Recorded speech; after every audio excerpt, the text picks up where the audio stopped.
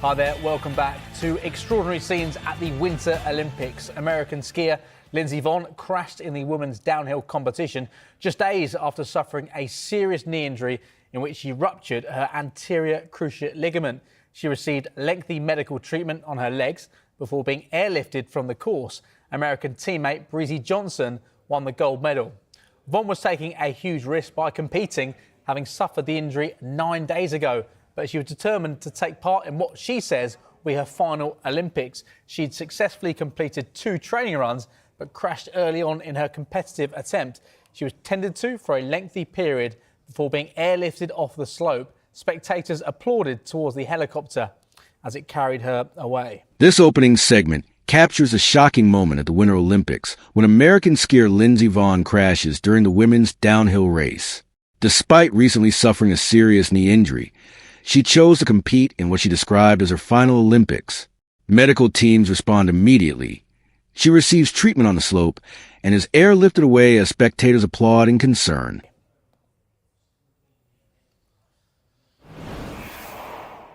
Let's get some more on this now, and we can join sports news correspondent Geraint Hughes in Livigno.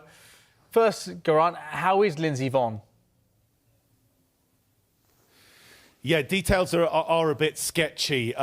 This is what we do know. I think you've just seen what happened. 13.4 seconds into her run in the downhill, fourth gate, first jump. She hit the gate. Basically, what happens is you completely lose your balance, so you go backwards. So she's landed on the back of her skis, which is one of the worst ways to crash when you're going at such speeds. I think probably one of the things that may be a bit of a saving grace here is that as it was so early on in the run that she wasn't up to full speed. A technical explanation of the crash is provided by the sports correspondent. Vonn hits the 4th gate during the first jump, loses balance, and lands backward on her skis. One of the most dangerous ways to fall at high speed. The fact that the crash happened early in the run may have slightly reduced the severity. Right. A long delay, though, to the women's downhill. About a 20-minute delay because Lindsey Vonn was airlifted off the downhill course and taken away. And initially taken to Cortina. There were reports that she may have to be taken to another hospital further down the valley, one of the cities, either towards Verona or down to Venice. But from what I'm hearing via some colleagues that have been speaking with Team USA, is that Lindsey Vonn has remained in Cortina and is being treated there. The USA coach, the coach of the high-speed team, Paul Christofich, has said he hasn't got any more updates on Lindsey at the moment, but she is in hospital being tended to by the medical teams there. So I think we don't read too much into it, but it is actually good news that she is still being treated in Cortina rather than have to be airlifted to a bigger hospital further down the valley towards maybe not, as I say, but a city of like Verona, which is probably the closest city to Cortina. This section focuses on the medical emergency that followed. The women's downhill event is delayed while Lindsey Vonn is airlifted from the course. Reports suggest she remains in a hospital in Cortina rather than being transferred to a larger city, which is seen as a cautiously positive sign regarding her condition. We all know, I think what you're just saying there, she was taking a big risk. And let's not beat around the bush about this. She was taking a big risk. Yes, she's one of the finest skiers ever to set foot on snow. But having ruptured her left ACL just 9 days ago, she was taking a risk, however skilled she was, however much of that brace on her left knee would try and support her. So the risks were there. She knew it. She discussed it with Team USA. She actually discussed it with members of the International Ski Federation as well. She knows what she's doing. She took that calculated gamble, and unfortunately on this occasion it is not paid off in terms of Olympic glory. Let's not forget she is one of the most decorated skiers of all time, and she loved the course in Cortina, the Olympic course, downhill course in Cortina. She's taken part in 84 World Cup races, and she has won 12 of those at that course in Cortina. So she knew it well, she loved it, and probably another reason why she had so much knowledge of the course, she took that calculated risk in this case. Here, the discussion turns to calculated risk Vonn knowingly took. Just 9 days after rupturing her ACL, she chose the race after consulting with Team USA and international skiing officials. Her deep knowledge of the Cortina course and belief in her ability influenced this bold decision? So at the moment, I think there are initial fears that it was really serious. The fact that we haven't had a terrible amount of news coming out of Team USA, and the fact that Breezy Johnson, who was her teammate for Team USA, who took the gold medal, seemed to be a bit more relaxed in her press conference, in fact joking about how a gold medal, the actual metal part, came away from the ribbon that holds it together, because she is a close colleague, friend of Lindsey Vonn. Maybe at the moment things are a little better looking than they were a couple of hours ago. This clip highlights Lindsey Vonn's legendary career, one of the most decorated skiers in history. She has dominated the Cortina downhill course with 12 wins in 84 World Cup races. The mood eases slightly as teammate Breezy Johnson wins gold and appears relaxed, offering hope that Vonn's condition may not be as severe as first feared. And just digging a little bit deeper when it comes to Lindsey Vonn, how was it that she was able to race with a cruciate injury in the first place? And will this fresh injury add further questions? Yeah, strength of mind and strength of character, I think, with Lindsey Vonn there. Clearly an ACL injury is a tremendously serious injury. We've heard about it so much, for example, within football and obviously with female athletes as well, maybe the propensity for the ACL to be damaged. It is not an injury you can recover from quickly.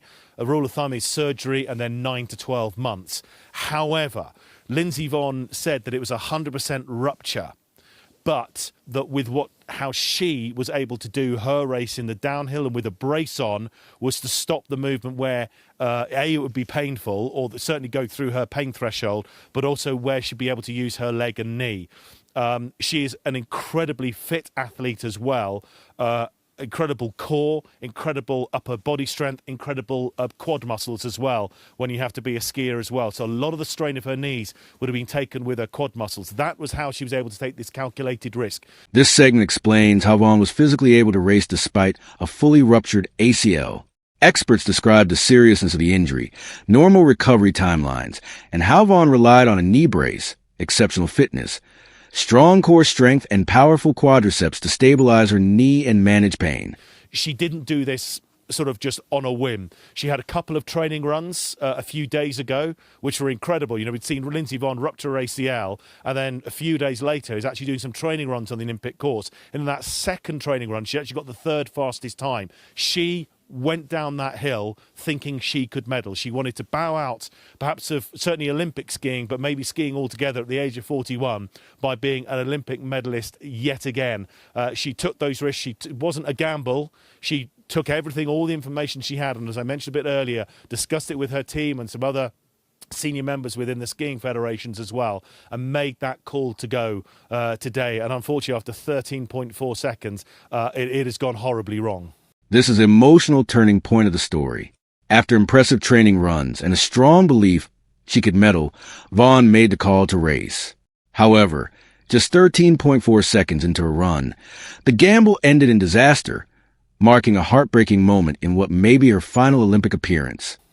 I know you'll keep us right up to date when it comes to the condition of Vonn. When it comes to Great Britain's medal hopes, curling pair Bruce Mowat and Jen Dodds, they've been brilliant so far in this competition. They've been in action in the last few minutes. Have they kept their 100% record going, though? No, they haven't, but never have I been more pleased to say from a Team GB perspective, it doesn't matter. Doesn't matter at all. They were 7 out of 7 wins out of 7 going into this game against Switzerland. Narrow defeat, 7-6, 7 ends to 6.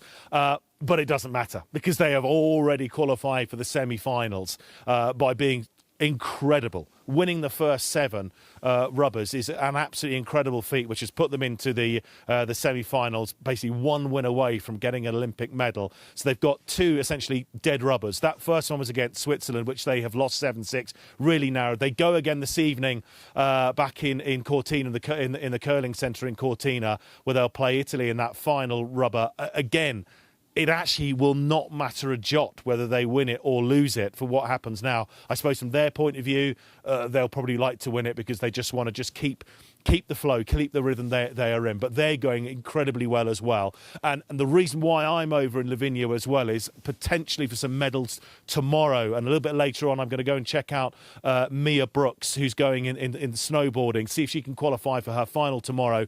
Kirsty Muir in the slopestyle skiing has already got through to that final tomorrow. So we potentially got two hopes on the snow here in Livigno for medals for Team GB. So at the moment, I'll keep those fingers crossed. At the moment for Team GB, they're going pretty well. The final segment shifts focus back to the wider Olympic Games. Team GB's curling pair qualify for the semifinals despite a narrow defeat, and attention turns to upcoming medal hopes in snowboarding and freestyle skiing. The clip provides closure, showing how the Olympics continue even after moments of intense drama.